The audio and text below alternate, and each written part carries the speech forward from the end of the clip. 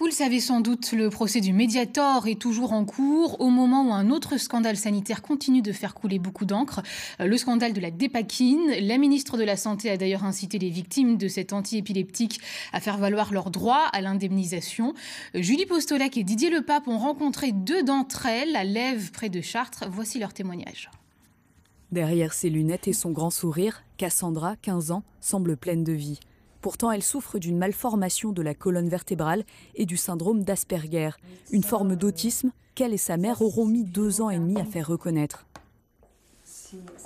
J'ai passé aussi en 2017 des bilans génétiques qui ont montré que tous les troubles que je présentais étaient liés à la Dépakine, car personne dans ma famille n'avait ça.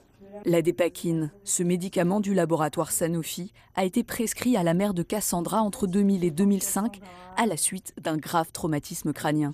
Elle l'a pris aussi pendant sa grossesse en 2004, car il n'y avait aucune contre-indication à l'époque.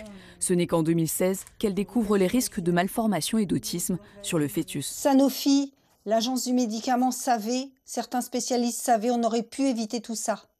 Moi, je suis en colère, comme plein de familles. On nous a trompés, on nous a menti. Et maintenant, c'est les enfants qui payent tout ça. Moi, ma fille, elle n'a pas demandé à être comme ça. Elle a donc compilé tous les dossiers médicaux et demande aujourd'hui une réparation financière auprès de l'Office national d'indemnisation des accidents médicaux.